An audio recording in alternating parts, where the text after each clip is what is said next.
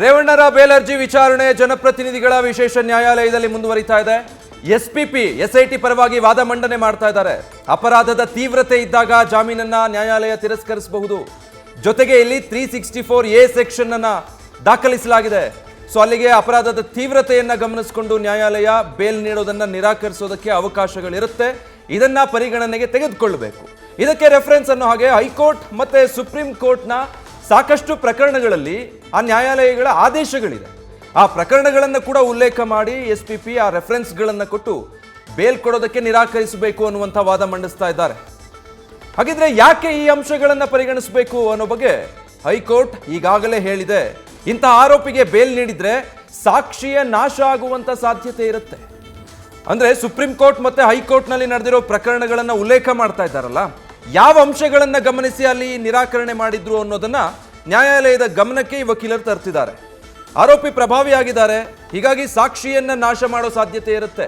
ಒಂದು ವೇಳೆ ಬೇಲ್ ಸಿಕ್ಕರೆ ಸಾಕ್ಷಿ ನಾಶ ಆದರೆ ಇನ್ವೆಸ್ಟಿಗೇಷನ್ಗೆ ಅದರಿಂದ ತೊಂದರೆ ಆಗುತ್ತೆ.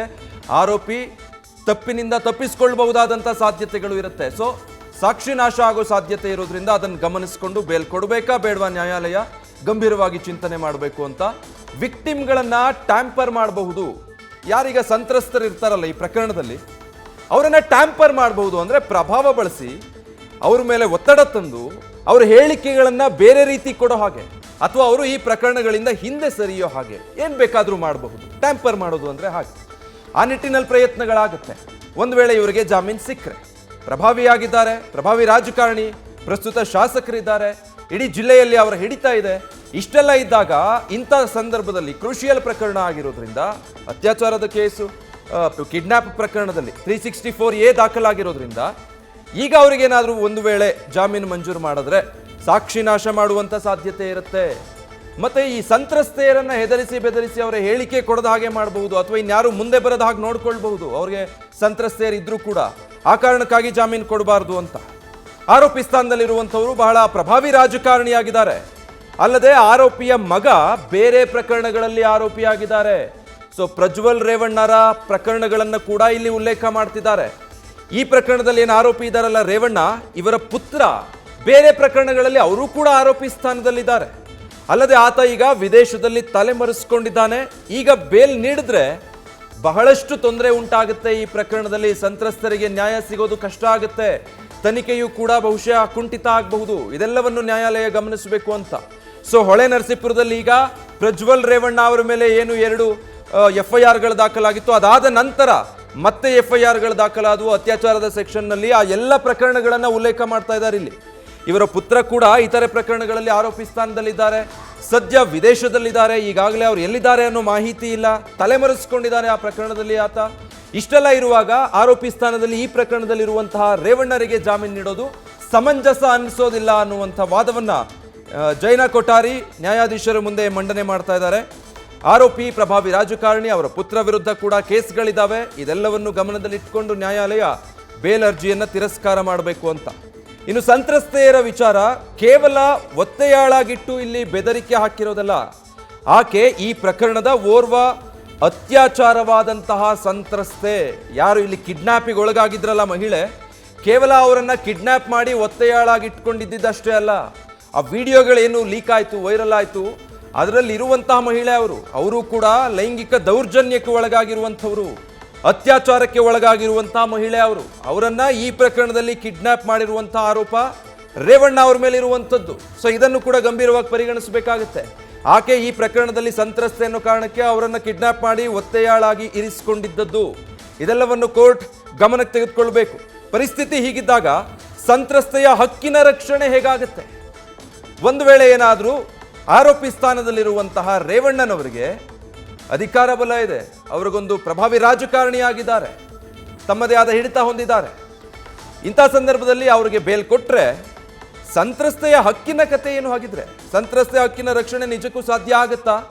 ಸಂತ್ರಸ್ತೆಯ ಹಕ್ಕಿನ ರಕ್ಷಣೆಯನ್ನ ಗಮನದಲ್ಲಿ ಇಟ್ಕೊಂಡು ಬೇಲ್ ಕೊಡೋದನ್ನ ನಿರಾಕರಿಸಬೇಕು ನ್ಯಾಯಾಲಯ ಅಂತ. ಕೇವಲ ಈ ಸಂತ್ರಸ್ತೆ ಮಾತ್ರ ಅಲ್ಲ, ಬೇರೆಯವರಿಗೂ ಕೂಡ ಬೆದರಿಕೆ ಹಾಕೋ ಸಾಧ್ಯತೆ ಇರುತ್ತೆ. ಒಂದಷ್ಟು ಜನ ಈಗಾಗಲೇ ಮುಂದೆ ಬಂದಿದ್ದಾರೆ, ಇನ್ನು ಬಹಳಷ್ಟು ಜನ ಮುಂದೆ ಬರುವಂಥವ್ರು ಇರಬಹುದು. ಅವ್ರಿಗಾಗಿರುವಂತಹ ಅನ್ಯಾಯವನ್ನು ಹೇಳ್ಕೊಳ್ಳೋದಕ್ಕೆ ಮಾನಸಿಕವಾಗಿ ಸಿದ್ಧ ಆಗ್ತಾ ಇರುವಂಥವ್ರು ಇರಬಹುದು. ಅಂಥವ್ರಿಗೂ ಕೂಡ ಬೆದರಿಕೆ ಒಡ್ಡೋ ಸಾಧ್ಯತೆ ಇರುತ್ತೆ. ಅವರ ಪ್ರಭಾವವನ್ನು ಬಳಸಿ ಯಾರು ಕೂಡ ಮುಂದೆ ಬರದ ಹಾಗೆ, ಇವರ ವಿರುದ್ಧದ ಹೇಳಿಕೆಗಳನ್ನು ದಾಖಲು ಮಾಡದ ಹಾಗೆ ನೋಡಿಕೊಳ್ಳುವಂತಹ ಪ್ರಭಾವ ಬೀರೋ ಸಾಧ್ಯತೆ ಇರುತ್ತೆ.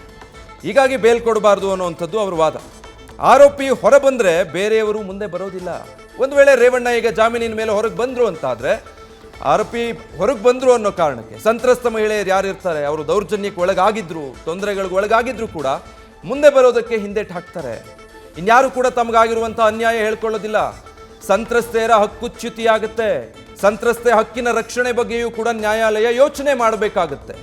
ಹೀಗಾಗಿ ಈ ಎಲ್ಲ ಕಾರಣಗಳನ್ನು ಮುಂದಿಟ್ಟು ರೇವಣ್ಣರಿಗೆ ಜಾಮೀನು ಕೊಡಬಾರದು ಅನ್ನುವಂಥ ವಾದವನ್ನು ಈಗ ವಕೀಲರು ನ್ಯಾಯಾಧೀಶರ ಮುಂದೆ ಸಲ್ಲಿಕೆ ಮಾಡ್ತಾ ಇದ್ದಾರೆ. ಭಯದಲ್ಲಿ ಯಾರೂ ಸಹ ದೂರು ನೀಡೋದಿಲ್ಲ. ಈಗಾಗಲೇ ಒಂದಷ್ಟು ದೂರುಗಳು ಬಂದಿದೆ. ಅವರನ್ನು ಮಾನಸಿಕವಾಗಿ ಸಿದ್ಧ ಮಾಡಿ SIT ದೂರು ಕೊಡೋ ಹಾಗೆ ಮಾಡಿದೆ. ಕೆಲವರು ತಾವಾಗೆ ನಮಗೆ ಅನ್ಯಾಯ ಆಗಿದೆ, ದೂರು ಕೊಡ್ತೀವಿ ಅಂತ ಮುಂದೆ ಬಂದಿದ್ದಾರೆ. ಬಟ್ ಒಂದು ವೇಳೆ ಈಗ ಜಾಮೀನು ಸಿಕ್ಕಿ ರೇವಣ್ಣ ಹೊರಬಂದರು ಅಂತಾದರೆ ಇನ್ನೂ ಸಾಕಷ್ಟು ಸಂತ್ರಸ್ತೆಯರಿದ್ದಾರೆ. ಅವ್ರು ಯಾರು ಕೂಡ ಆಗ ದೂರು ಕೊಡೋದಕ್ಕೆ ಮುಂದೆ ಬರೋದಿಲ್ಲ. ಆರೋಪಿ ಸ್ಥಾನದಲ್ಲಿರುವಂಥ ರೇವಣ್ಣ ಬೇಲ್ ತಗೊಂಡು ಹೊರಗೆ ಬಂದರೆ ಪ್ರಭಾವವನ್ನು ಬಳಸ್ತಾರೆ. ಪ್ರಭಾವಿ ರಾಜಕಾರಣಿ ಆಗಿರೋದ್ರಿಂದ ಸಂತ್ರಸ್ತೆಯರ ಮೇಲೆ ಒತ್ತಡ ಹೇರೋದಕ್ಕೆ ಮುಂದಾಗ್ತಾರೆ. ಈಗ ಯಾರೆಲ್ಲ ಮುಂದೆ ಬಂದಿದ್ದಾರೆ, ಇನ್ನು ಮುಂದಕ್ಕೆ ಯಾರೆಲ್ಲ ದೂರು ಅಥವಾ ಹೇಳಿಕೆಗಳನ್ನು ಕೊಡೋದಕ್ಕಿದ್ದಾರೆ, ಅದೆಲ್ಲವನ್ನೂ ಕೂಡ ತಡೆ ಹಿಡಿತಾರೆ.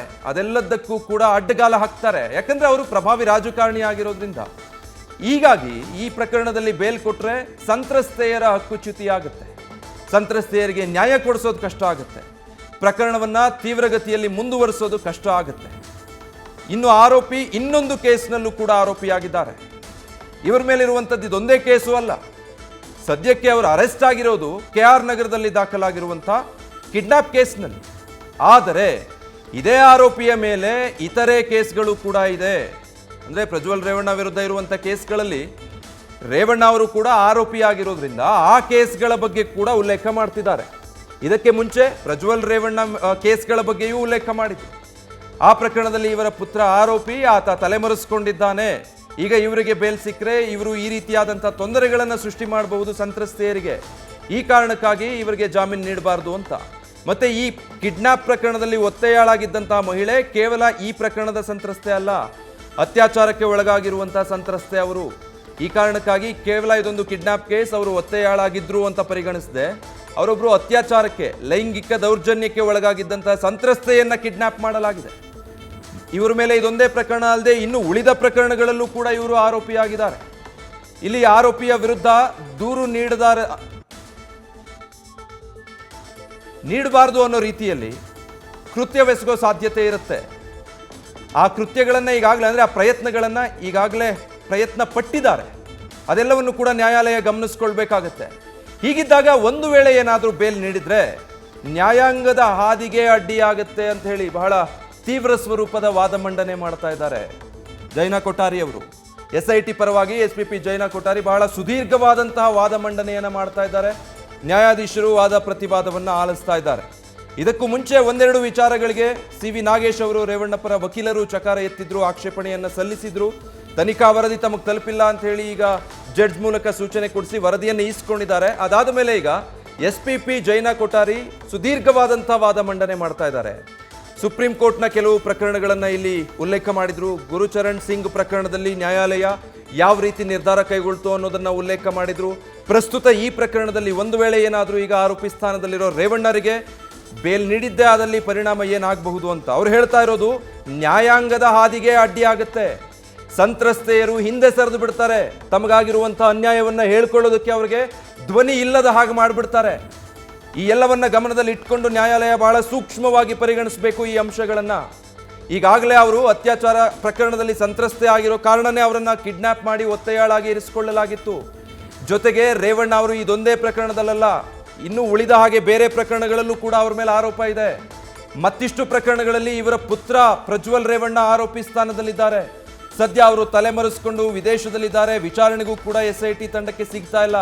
ಅವರ ಹುಡುಕಾಟವನ್ನು ನಡೆಸಲಾಗ್ತಾ ಇದೆ. ಒಟ್ಟಾರೆ ಈ ಪ್ರಕರಣಗಳ ಚಿತ್ರಣ ಹೀಗಿರಬೇಕಾದ್ರೆ ಈಗ ತಮಗಾಗಿರುವಂಥ ಅನ್ಯಾಯವನ್ನು ಒಂದಷ್ಟು ಸಂತ್ರಸ್ತೆಯರು SIT ಮುಂದೆ ಹೇಳ್ಕೊಂಡಿದ್ದಾರೆ. ಅದಕ್ಕೆ ಸಂಬಂಧಪಟ್ಟ ಹಾಗೆ ಹೇಳಿಕೆಗಳನ್ನು ದಾಖಲಿಸಿದ್ದಾರೆ. ಇಷ್ಟೆಲ್ಲ ಆಗಿದ್ದಾಗ ಆರೋಪಿ ಸ್ಥಾನದಲ್ಲಿರುವಂತಹ ಪ್ರಭಾವಿಯೂ ಆಗಿರುವಂತಹ ರಾಜಕಾರಣಿ ರೇವಣ್ಣ ಅವರಿಗೇನಾದರೂ ಕೋರ್ಟ್ ಜಾಮೀನನ್ನು ಮಂಜೂರು ಮಾಡಿದ್ರೆ ಆಗ ಸಂತ್ರಸ್ತೆಯರ ಹಕ್ಕುಚ್ಯುತಿಯಾಗುತ್ತೆ, ನ್ಯಾಯಾಂಗದ ಹಾದಿಗೇನೆ ಅಡ್ಡಿಪಡಿಸುವಂಥ ಕೆಲಸಗಳಾಗ್ಬಿಡುತ್ತೆ. ಒಮ್ಮೆ ಹೊರಗೆ ಬಂದರು ಅಂತ ಹೇಳಿದ್ರೆ ಅವ್ರಿಗಿರುವಂತಹ ಬಲ ಪ್ರಭಾವ ಎಲ್ಲವನ್ನೂ ಬಳಸ್ಕೊಂಡು ಈ ಪ್ರಕರಣದಲ್ಲಿ ಮತ್ತಿನ್ಯಾರು ಹೇಳಿಕೆಗಳನ್ನು ಕೊಡದ ಹಾಗೆ, ಇನ್ಯಾವ ಸಂತ್ರಸ್ತೆಯರು ಮುಂದೆ ಬಂದು ದೂರನ್ನೂ ದಾಖಲಿಸದ ಹಾಗೆ ಪ್ರಭಾವ ಬೀರುವಷ್ಟು ಅವರು ಪ್ರಭಾವಶಾಲಿಯಾಗಿದ್ದಾರೆ. ಈ ಕಾರಣಕ್ಕಾಗಿ ನ್ಯಾಯಾಲಯ ಇದನ್ನು ಬಹಳ ಸೂಕ್ಷ್ಮವಾಗಿ ಗಮನಿಸಬೇಕು. ಈ ಪ್ರಕರಣದಲ್ಲಿ ಅಪರಾಧದ ತೀವ್ರತೆ ಬಹಳ ಹೆಚ್ಚಾಗಿದೆ. ಅಪರಾಧದ ತೀವ್ರತೆಗಳು ಹೆಚ್ಚಾಗಿರೋದ್ರಿಂದ ಹೊರಬಂದರೆ ಬೇಲ್ನ ಮೇಲೆ ಸಾಕ್ಷಿ ನಾಶ ಮಾಡುವಂಥ ಸಾಧ್ಯತೆಗಳು ಕೂಡ ಇರುತ್ತೆ. ಸಾಕ್ಷಿ ನಾಶ ಆಗಬಹುದು, ಸಂತ್ರಸ್ತೆಯರ ಧ್ವನಿ ಹತ್ತಿಕ್ಕಿದಂತಾಗಬಹುದು, ಅವರ ಹಕ್ಕುಚ್ಯುತಿಯಾಗಬಹುದು, ನ್ಯಾಯಾಂಗದ ಹಾದಿಗೂ ಕೂಡ ಅಡ್ಡಿಯಾಗಬಹುದು. ಇಷ್ಟೆಲ್ಲ ಸಾಧ್ಯತೆಗಳಿದೆ. ಒಂದು ವೇಳೆ ಏನಾದರೂ ರೇವಣ್ಣರವರಿಗೆ ಈ ಪ್ರಕರಣದಲ್ಲಿ ಬೇಲ್ ಸಿಕ್ಕಿದ್ದೇ ಆದರೆ ಹೀಗಾಗಿ ನಿರಾಕರಿಸಬೇಕು ಅದನ್ನು ಅನ್ನುವಂಥ ಸುದೀರ್ಘವಾದ ಮಂಡನೆ ಮಾಡ್ತಿದ್ದಾರೆ. ಇತರೆ ಪ್ರಕರಣಗಳ ರೆಫರೆನ್ಸ್ ತಗೊಂಡು ನ್ಯಾಯಾಧೀಶರ ಮುಂದೆ ಜೈನಾ ಕೊಠಾರಿ ಈ ರೀತಿಯಾದಂಥ ವಾದ ಮಂಡನೆ ಮಾಡ್ತಾ ಇರುವಂಥದ್ದು. ರಾಮ್ ವಲ್ಲಭ ಪ್ರಸಾದ್ ಪ್ರಕರಣದ ಬಗ್ಗೆ ನೋಡಿ ಉಲ್ಲೇಖ ಮಾಡಿದ್ದಾರೆ. ಎರಡನೇ ಪ್ರಕರಣ ಇದು.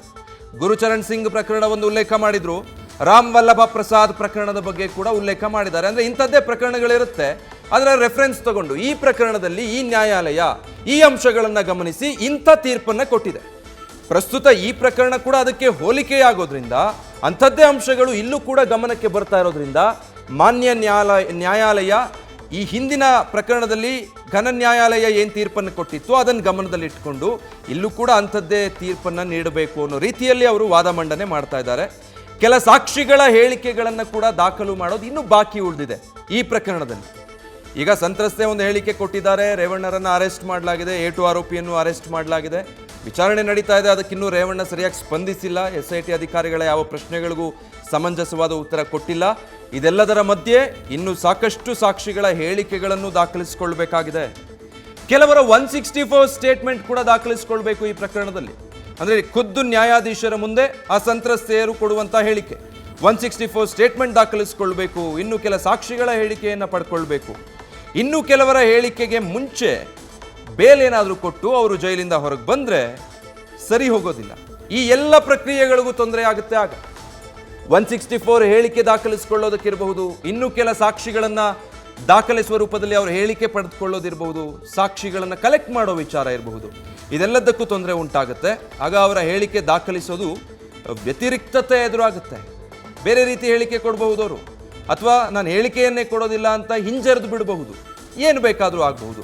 ಈಗೇನು ಪ್ರಕರಣದ ದಾರಿ ಸಾಗ್ತಾ ಇದೆ ಅದು ವ್ಯತಿರಿಕ್ತವಾದ ದಿಕ್ಕಿನಲ್ಲಿ ಸಾಗೋ ಸಾಧ್ಯತೆ ಇರುತ್ತೆ ರೇವಣ್ಣ ಬೇಲ್ ಮೇಲೆ ಹೊರಗೆ ಬಂದರೆ. ಇದು ಜೈನಾ ಕೊಠಾರಿ ಅವರು ಮಂಡನೆ ಮಾಡ್ತಾ ಇರುವಂಥ ವಾದ. ಇನ್ನು ಈ ಪ್ರಕರಣದಲ್ಲಿ CD ರಿಪೋರ್ಟ್ ಸಲ್ಲಿಸಿಲ್ಲ ಯಾಕೆ ಅಂತ ಜಡ್ಜ್ ಪ್ರಶ್ನೆ ಮಾಡಿದ್ದಾರೆ ಇಷ್ಟೆಲ್ಲ ವಾದವನ್ನು ಆಲಿಸಿದ ನಂತರದಲ್ಲಿ.